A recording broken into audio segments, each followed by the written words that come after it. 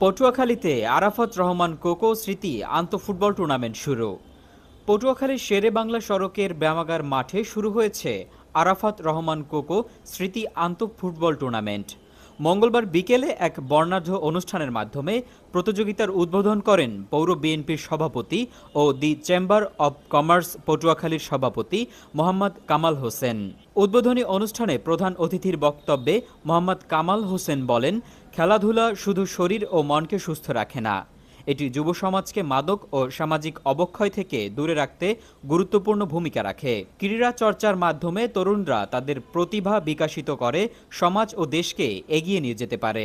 ব্যায়ামাগার boys club আয়োজিত এ টুর্নামেন্টে বিশেষ অতিথি হিসেবে উপস্থিত ছিলেন শেরেবাংলা মাধ্যমিক বিদ্যালয়ের ম্যানেজিং কমিটির সভাপতি আফরোজা সীমা, পৌর বিএনপি ৭ নং ওয়ার্ডের সাবেক সাধারণ সম্পাদক সালাউদ্দিন নান্নু এবং বিশিষ্ট সমাজসেবক জাহাঙ্গীর হোসেন মল্লিক। এছাড়াও বিএনপির বিভিন্ন অঙ্গ সংগঠনের নেতাকর্মীরা, ক্রীড়া সংগঠক এবং স্থানীয় ক্রীড়াপ্রেমীরা মাঠে উপস্থিত থেকে খেলোয়াড়দের উৎসাহিত করেন।